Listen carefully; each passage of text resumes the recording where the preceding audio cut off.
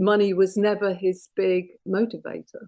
It came, it went. There's a great story of him being in an open-top car and opening his wallet and all the money just flying out of the wallet, and he just didn't take any notice. It just went flew out the window, and that was a sort of metaphor of his life. We're totally booked. Rock and roll! Well, I think I'll leave you to your reading. Little Hand says it's time to rock and roll. Rock and roller! We are totally booked. Welcome to Booked on Rock, the podcast for those about to read and rock. Online at bookedonrock.com, where you can find every episode along with links to listening platforms, exclusive videos, blogs, and the latest rock book releases.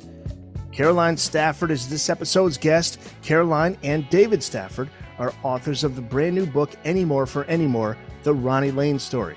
This is the biography of British singer-songwriter Ronnie Lane. In the 60s, he co-founded Small Faces, who recorded several hit singles, including Itchycoo Park, Lazy Sunday, All or Nothing, and Tin Soldier. But before long, singer Steve Marriott left the band to form Humble Pie, and the band would morph into Faces with Rod Stewart now on lead vocals. That lineup would record future classics including Stay With Me, I Know I'm Losing You, and Ooh La La. Anymore for Anymore charts the fortunes of Lane throughout that period, his later work with his band Slim Chance, and his unfortunate early death. Caroline is here to share her experience in writing the book and to talk about the career of the late, great Ronnie Lane. A playlist of Ronnie Lane's music on the show notes page. Hi, Caroline. Welcome to the Booked on Rock podcast. Hello, Eric. Nice to be here. The promo for this book, it states that this is the only full-length book regarding Ronnie Lane, which is somewhat surprising because he's certainly a well-known figure in classic rock history. But was that what inspired you to write this book with David, or at least part of what inspired it? Well, our publisher was a big Ronnie Lane fan and had followed all his career from when he was very young. And he really wanted us to dig deep into it.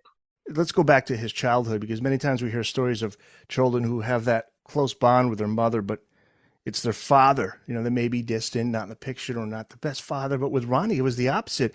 Talk about where he was born and where he grew up and what his childhood days were like.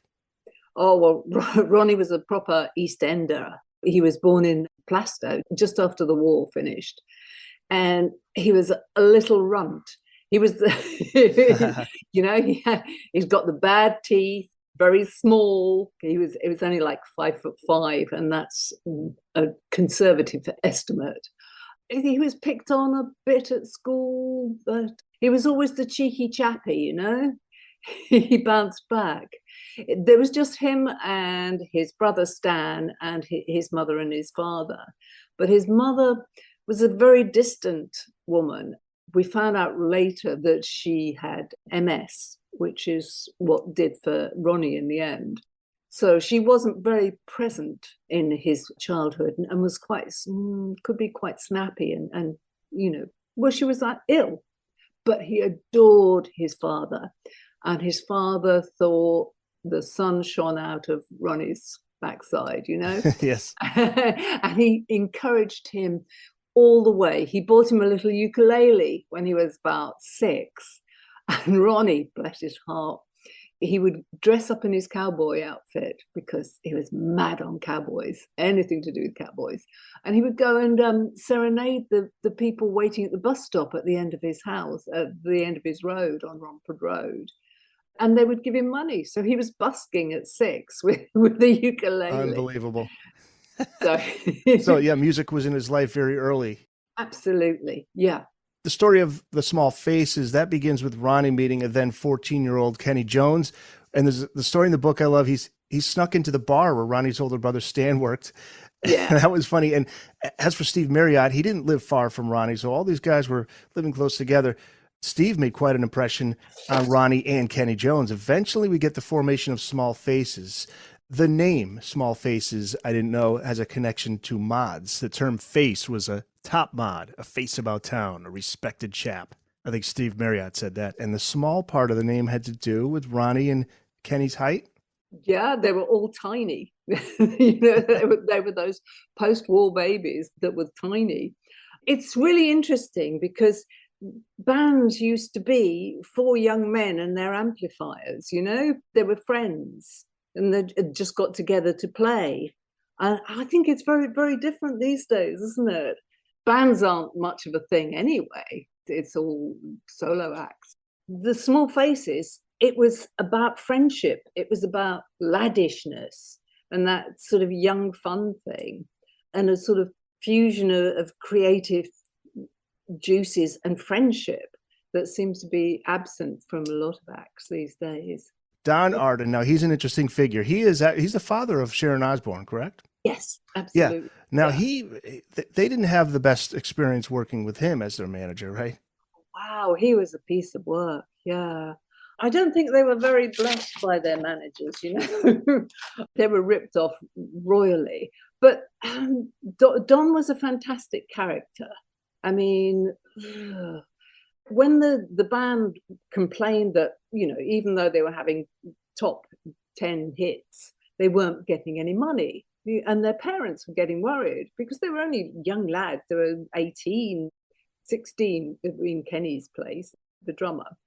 They didn't have any money.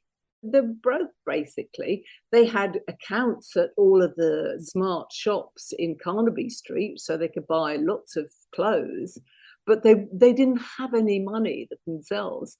And so the parents got together and organized a meeting with Don. And Don, they said, where's the money? These boys have got big hit records. They're touring all over the country, you know, back and forth every night. Why aren't they making any money? And Don said, oh, it's the drugs. They're all drug addicts. That's where they spend all the money, which actually wasn't true at all. I mean, they like their pills, but they weren't into hard drugs. But it actually put the parents off the scent for a while and completely stopped them looking any further into it. Robert Stigwood, he at the time was up and coming. He would later manage Cream and the Bee Gees, but he tried taking the band away from Don Arden. What supposedly happened on that day? Supposedly happened. Well, Don and a couple of heavies went around to visit Robert Stigwood in his offices, which I think were on the second floor. And they said, this isn't on. You can't poach my guys. They belong to me. And apparently they actually dangled poor Robert Stigwood out of the window to get him to stop having any meetings with the Small Faces. Whether this happened or not, I don't know, but it's a great story. Oh, I was going to say, it makes for a great story. So, yeah, the hit singles are coming in, and so are the fans now. Some funny stories from the chapter, The Riggers of the Road. Fans would get out of control to the point where one of them sent Ronnie a real alligator. Well, this is a moot point because it could have been just a stunt that Don had arranged. We don't know, for a photo opportunity. But there is a great picture of the band with these pet alligators on little leads. It's a great photo, but whether it was a genuine fan sending them, it's, you know, moot point. And these are the days before bodyguards and security. So they had fans that were right on top of them as soon as they would walk out of a gig. Absolutely. Yes. They got the shirts ripped off their backs. And they were doing punishing schedules. I mean, they were going from one end of the country to the other. I don't know who ever planned these tours, but they were mad. You know, they would just go to one place, turn up one place, play, and then travel for another sort of 7-8 hours to a different end of the country and play somewhere else. It was crazy. And they were all quite short programs as well, because they'd only get like half an hour because there would be other people on the bill with them when he did a big tour with Roy Orbison. But the songs that they were writing weren't necessarily the songs they wanted to write either. That was the other issue they had. They were getting frustrated with that. The hit singles, I think the first two, right? They were not songs they wanted to record. Not particularly, although they had to admit that they were the right things at the time. Don did let them record one of their own tracks. I think it was Hey Girl for their second single, but it bombed. So he said, right, you go back to doing what I say.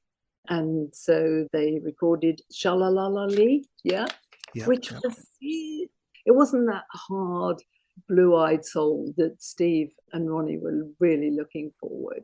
One thing I didn't know, that Steve Marriott wanted his future Humble Pie bandmate, Peter Frampton, to join the Small Faces. Now, that was just one problem Ronnie and the guys had with Steve. But when do things start to go bad with Steve Marriott, and what ultimately leads to his departure? In 1967, they moved from Don Arden to Andrew Lowe Golden's Immediate Records, which was a very cool record label to be with. He'd worked with the Stones a lot, and it was a completely different vibe. Psychedelia was coming in, and this is when they wrote Itchycoo Park, which I think was a reasonable hit in America, was it? Yes, it was. Yeah, I mean, it was about the only thing that really worked in America, because of course they never came to America, Small Faces. Well, number 77. It made the Oh. top 100, the Cashbox 100. Yeah, which for them was quite good. And it was a very different era, and after Itchycoo Park, they made my favorite Small Faces record, Tin Soldier, in December. The title track was a hit single. Absolutely. It was a fantastic, fantastic track. But then they went on a disastrous tour of Australia with The Who, and just nothing went right. And I think the Prime Minister actually said, these louts that come over to our country, they're just making a mockery of our youth. It really didn't go down well. The press really hated them. And the group was starting to argue about musical directions and things like that. With Steve Marriott, a fantastic singer. Oh, nobody can take amazing that away. voice. Yeah. But what a handful. I mean, a real handful. Ego size of, oh God, a planet.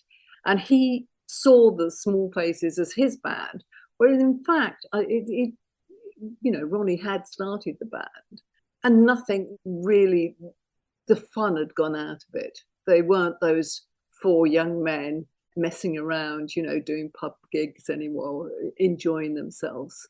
And probably the drugs had a lot to do with it.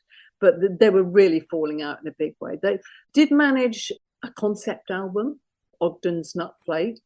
Often a concept album can be the knell of death for any group, can't it? Yes. A lot of fans absolutely love it and see it as the pinnacle. But things are going badly in the group, and Steve decides that he wants a super group, and he goes off and forms Humble Pie, leaving the other three not really knowing what they're going to do. Because of their management problems, they're not exactly rolling in it. They're living in rented flats. I don't think any of them own their own houses, even at this point. That's what's amazing too, when you think of these bands with all these hit singles.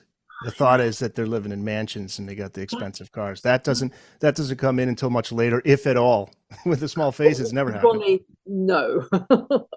Ronnie, I don't think anybody could say he was good with money, but money was never his big motivator.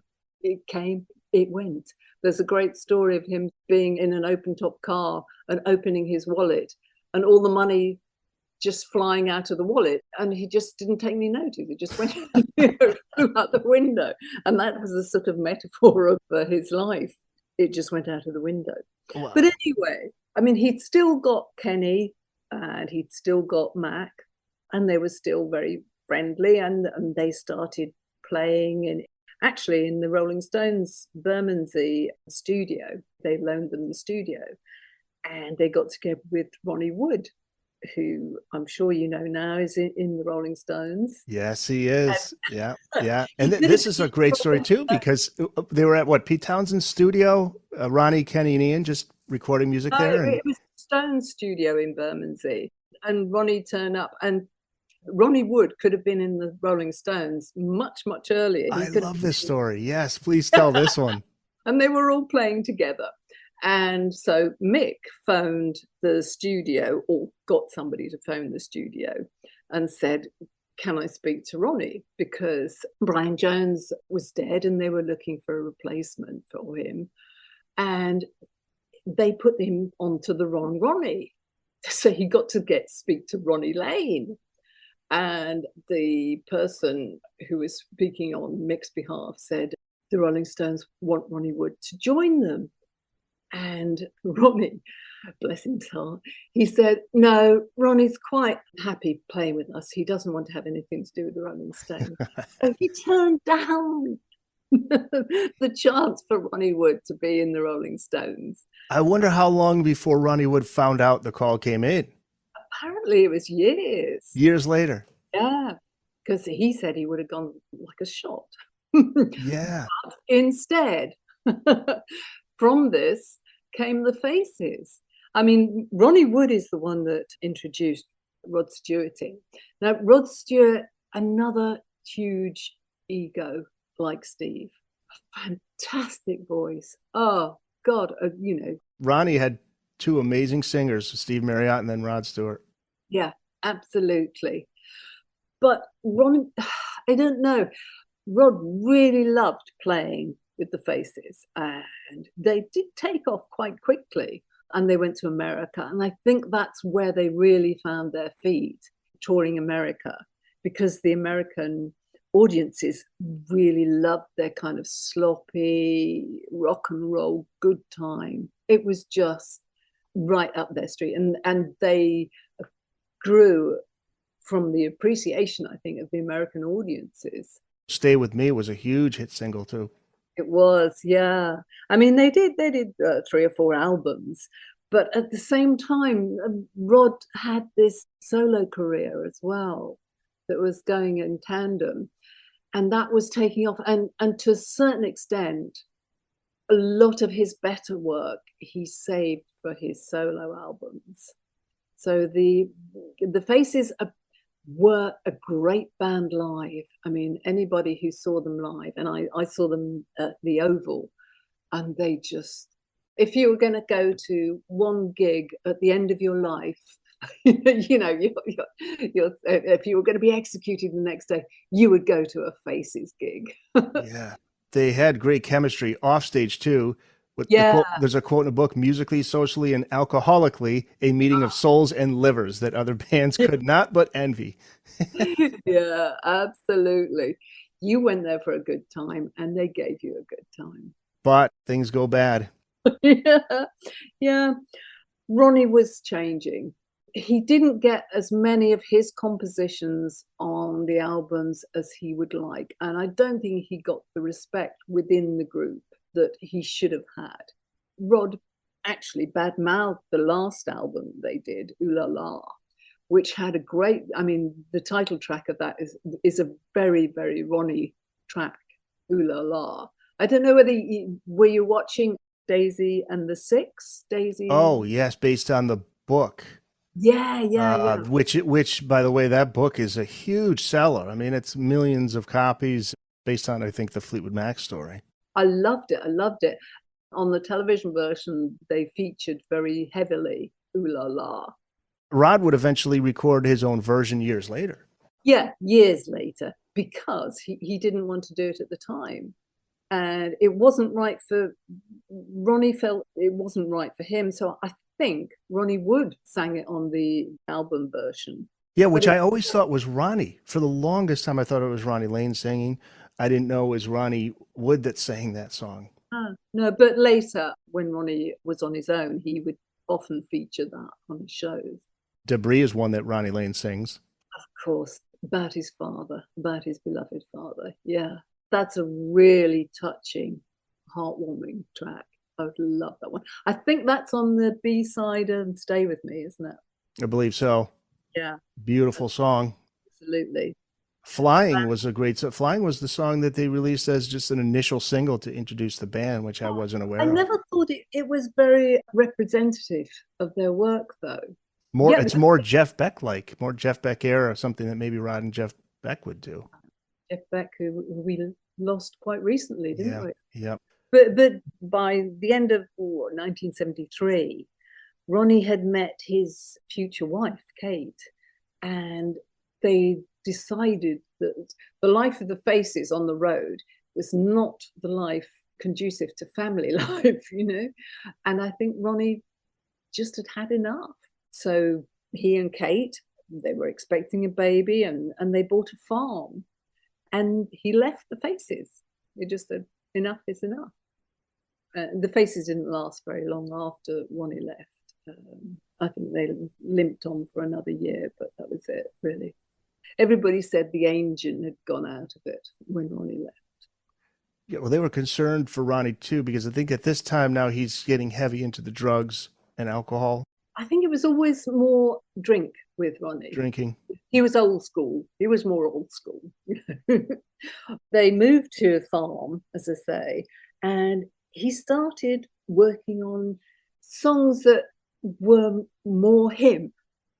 You know, things in 1973 were changing. I mean, David Bowie wasn't Ziggy Stardust anymore, and there was a big pub rock revival, more country, more rootsy sort of feel to music at the time. And Ronnie was really plugging into this. All the psychedelia, all the glam rock stuff was falling away. And he started working on songs that were very, very British in a way, but in a country style. I mean, the first release he did on his own was How Come? Do you know that one? Yes, this is with Slim Chance. Yeah, what would become Slim Chance. Yes. Yeah. Yeah, that's what I found fascinating, because I did not listen to any of that period of Ronnie. And I, as you mentioned, folk country, it's a rootsy sound. Absolutely. Yeah. And I was going to ask you if was that more of what he wanted to do all along? I think definitely. Well, in the last few years of being with the Faces took off in one direction, and Ronnie was being pulled in a different direction, I think. His Englishness was coming to the floor.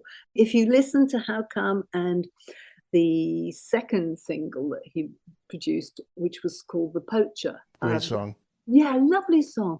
And that one, you know, the bad luck of Ronnie Lane is really to the fore in that one, because it was released during a technician strike on the BBC. So it didn't get any television play, and it really needed it, you know. It really could have broken that Slim Chance in a big way, but it just sank, you know, quietly away. How about Don't You Cry For Me? That's another one. A lot of the songs that Ronnie was doing at the time were recorded in his mobile studio. He got one of those beautiful mobile studios.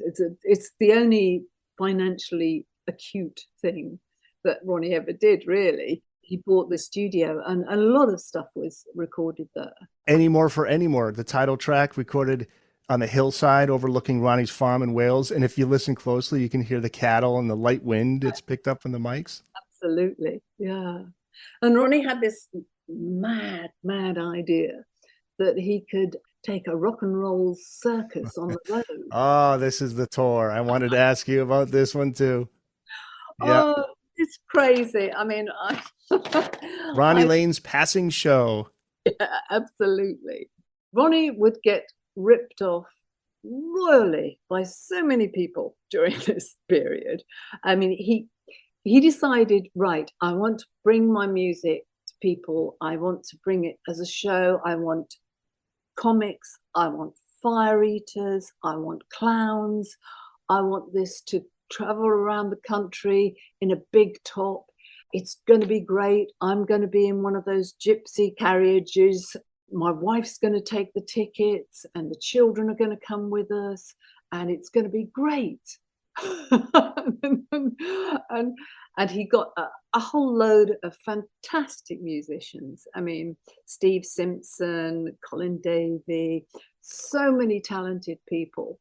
They all traveled around the country in these old 1950s caravans, which kept breaking down all of the time, and put on shows in a big top, which sounds fine, sounds like a great idea, except for that summer it rained all of the time. The fire eaters were bad-tempered. The clowns were terrifically unfunny, and things just kept going wrong all the time. The generators wouldn't work. So they would have to plug into pub car parks, to try and get power from any source they can get it. All the equipment was pretty pony, and even though they paid over the odds for it, it didn't work. So sometimes the microphones didn't work. So you were in a tent and you couldn't hear anything. But the big thing is that it had no publicity. So they would turn up at towns and they hadn't sold any tickets practically in advance and just try and put on the show there. Sometimes they were playing to 20 people, and this was a big show with a lot of musicians, the fire eaters, the clowns, all of this, and nobody came. And he didn't have a publicist? He didn't have management? What he would do was he would give leaflets to the clowns and send them to the next town that they were going to visit to hand out these leaflets to give publicity. That was their publicity. Wow. That was what they were hoping would bring the crowds in. And it didn't work. And so all of the money he'd made with the faces, and this was a lot of money, big American bucks, it was gone. By the end of the tour, and they limped up to Scotland, and bless him, Jimmy Jewell, I think it was, who was playing sax. His wife was supposed to do the takings, and they just got so fed up because Ronnie had run out of money to pay the musicians at that time. So he ran off with the takings and just left a note on the door saying, "Goodbye, cruel circus. I've off to join the world." And they never saw him again. And then they came back, licked their wounds, and came back to the farmhouse in Shropshire. And that was it. The Booked on Rock podcast will be back after this. Caroline Stafford is this episode's guest. Caroline and David Stafford are the authors of the brand new book, Anymore for Anymore, The Ronnie Lane Story. You did talk about the financial struggles that Ronnie found himself in. Was that the reason why he decided to give that Small Faces reunion a shot? I mean, that didn't last long. Things did not go well with that. He and Steve Marriott could not get along for that. But was it finances that was the main reason why he decided to give it a shot? I think so. He didn't really want to do it, but, he had the farm. He was trying to be a farmer. He had sheep. Eric Clapton, one of his friends, had bought him a ram to see to his sheep. And they were living hand to mouth. Atlantic Records was ready to get behind this. It could have been something that would have worked well for him financially, but yeah, things got ugly at the rehearsals. Oh, absolutely. Well, Steve Marriott, I think when he was young, he was a magic person, a really charismatic guy, but so many things, probably mostly drugs, had turned him into a different person. Even though with the best will of the world, they could have had some fun, they could have done something. It just wasn't going to work. They were just at loggerheads. It ended up with fisticuffs and everybody drinking too much, and Ronnie basically getting booted out. It was in their friendship for a long while. Yeah, they replaced him with Rick Wills. Yeah. Like you can. I know, right? Yeah, I mean, that must have been the frustration for Ronnie all along. He's such a brilliant songwriter and a huge contribution to these songs, and it's others that are getting credit for it, taking credit for it, and I think that was probably a frustration all along. Yeah, absolutely. But, it was about the music for Ronnie. I mean, he did say about the reunion, it's nice to go and visit your school, but you don't want to be back at school. And that's how he felt about it. It was just never going to happen. They were just too far apart. He went back and he did some lovely albums, fantastic albums. And he did an album with Pete Townsend. I wanted to ask you about that. Yeah, there's a clip on YouTube of their interview that they did together on television. Oh, it's so sad, isn't it? Right. Yeah. He's the Grey Whistle. pretty quiet, pretty reserved. Because I think that was the week where he'd had his diagnosis. And I think he was completely in shock. I feel it's a very, very strange interview, isn't it? With Pete Townsend running his mouth off 100 miles an hour. He's an incredible character. And I wish I'd got to meet him, but I didn't. I had a lot of emails with him. He loved Ronnie. He really loved Ronnie. Did he? Found him a really inspiring person. But they fought as well, you know. Well, that's the other thing. So around this time, his MS, he's diagnosed with that, like you said, around that week of that interview. He records that album Rough Mix. That's from 1977. Yeah. But it just seems like all these things, he had these, there was a little bit of a flame there, and then something would come along just to dim it out, and it just something always went wrong. Yeah, he had the worst luck in the world, I think. I mean, just things would just get in the way of his success and his happiness in many ways. I mean, he could hardly hold a guitar pick anymore. I mean, with MS, I don't know an awful lot about it, but it is something that you go through bad stages, then you can get a little bit better, and you think, oh no, I can fight this, I can do this. And all this time, he was trying to find something that would help with his condition. He never gave up to find some, probably not cure. Probably he knew from his mother's experience there was no cure, but he could have periods where he was productive, where his life would go well again, and then it would dip down again. He started looking for help for his MS. He went to America for snake venom treatment. So it was a thing, and he did a lot of that, and he would try and change his diet to see whether that would help. That helped for a while. He had all the metal taken out of his fillings in his teeth to see whether that would help. And nothing really gave him very much respite for any period of time until he found a treatment called hyperbaric oxygen chambers. And you go into these chambers and it's pure oxygen nearly. And that will give you amount of time with no symptoms. But it was very expensive. So all Ronnie's friends, and Ronnie had a lot of friends. Ronnie, everybody who met Ronnie loved him, Ronnie. Apart from his managers, of course. Right, yes. Yeah. Eric Clapton is another one there. Yeah, he did some work with Clapton. Oh, Eric loved him. Yeah, absolutely. Yeah. And so they got together and they did these fantastic concerts. And the first one, I think, was in the Royal Albert Hall. And he had every big star. Including Jimmy Page, who hadn't done anything since John Bonham's death. Absolutely. And that, I think that helped him very much, you know, because it was the first, as you say, the first outing he'd had on stage and brought him back into the world. This is early 80s. Yeah. Yeah. Yeah. And they started to make a lot of money for MS. And Ronnie said he wanted to put that money into research to see what you could do. Because up to this moment, there hadn't really been, and you were just sort of put into a wheelchair and told to keep quiet and keep feeding you. There wasn't very much in the way of treatment. So he was really keen into looking into ways to help other people with the disease.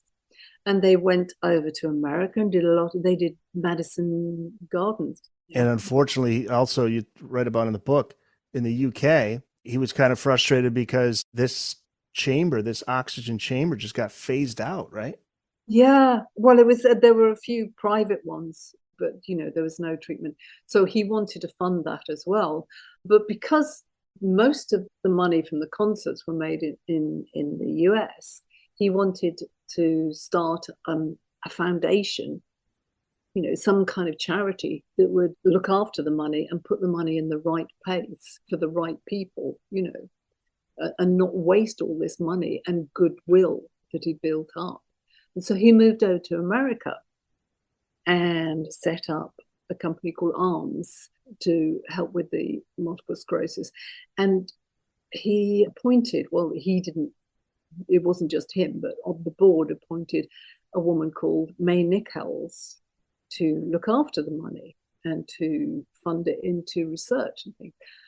And unfortunately, she took most of the money for herself, and the whole thing fell apart after about 3 years. And I don't think ever she went to prison, but it was looked into by the authorities.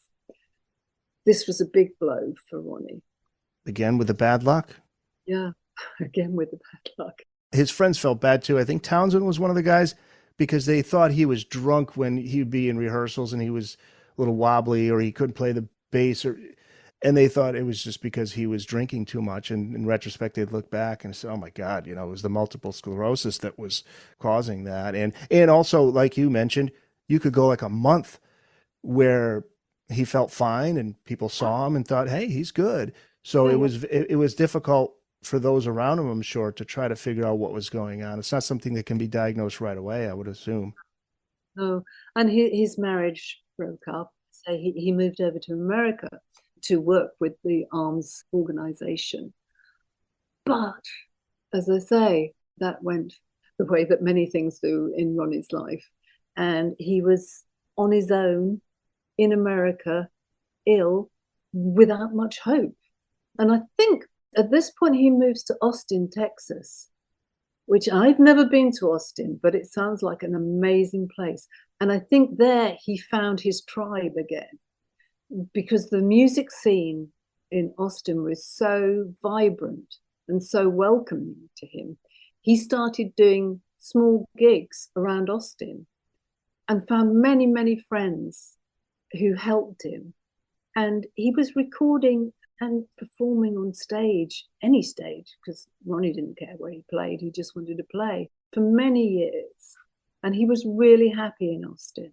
That's great to hear because, and I was going to ask you that specific question, because he had told News of the World, quote, I look at my life and do you know what I see? An illusion. That's all it was, a bloody illusion. He added that the money didn't make him happy. And then he finished with, quote, I'm happier now than I was when I was number one. And then he added, you can believe it or not, but you believe it. He did find some peace in those later years.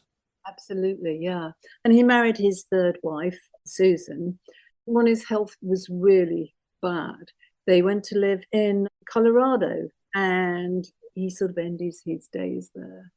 Yeah, he passed June 4th, 1997. And there's another great quote you include in the book. Wayne Peru from Mojo magazine, shortly after Ronnie passed, said, quote, he was a musician who could no longer play, a singer who could no longer sing, an exquisitely gifted songwriter who doubtless had melodies running through his head, but no longer possessed the means of bestowing on the world. Thankfully, though, we have quite a bit of those melodies that were put down on tape for the world to hear. Looking back on your experience writing this book with David, what stood out to you most about Ronnie's life and career? Maybe something that you didn't know about him. I think it was just his spirit, which was incredible. It was the spirit of music, really. It was just the music with him. Do you have a favorite period of his career? For me personally, it's Faces with Rod Stewart. I love that raw sound to it, like you're in the room with them, and there's such a great chemistry there. I think I have to agree with you, although, intellectually not. Yeah. Because that's when I was most involved with him. The Faces for me were just fantastic. Good time music. If you had to pick a favorite song, what would it be? For me, it's Debris. Is it? I think so. Yeah. Yeah. Stay With Me is so great, but something like Debris is just so personal, and it's him. That's his voice. It's his song. That would be mine, Debris. Or Debris. As he sings it. I love it. Yeah, absolutely. I'm very fond of Tin Soldier. Yeah. Because of that period, it was the standout track for me. And also, I remember hearing on the radio. And when a song comes back to you from the radio, it's kind of special, isn't it? Yeah. With Debris, you said it was about his father. Wasn't that something, it was some place that his father took him when he was a kid? Am I right? It's a bit like a big yard sale, I suppose you'd have in America. I mean, we have car boot sales here. And it was a bit like that. It was just people putting their belongings they wanted to sell out on a blanket on the ground in a park or wherever. There were often bomb sites left over from the war. And he would just pick through people's old belongings and buy old kettles, whatever. And he would take Ronnie with him. It was like a bonding experience for him. Absolutely. Yeah. And Itchycoo Park, the story behind that too, there is an actual park that inspired that. There is, yes. There's a bit of a controversy about which one it is, but there were a lot of stinging nettles there, and that's why it was called Itchycoo Park. Any More for Any More, the Ronnie Lane Story. It's out now through Omnibus Press, and you can find it wherever books are sold. And Caroline, where can people find you and David? Online, social media, any websites? Through Omnibus, we're there. And also, if they're looking on YouTube, we made a set of cartoons, sort of animated cartoons to go with the book. Oh, cool. I find it fun, yeah. Okay, where can we find this? On YouTube, yeah. Ronnie Lane Anymore for Any More. Okay. Put that in there, and the animations should come up. There are 3 of them, just fun little animations of Ronnie's career. Caroline Stafford, thank you so much for doing this. Thanks a lot, Eric. It's been fun.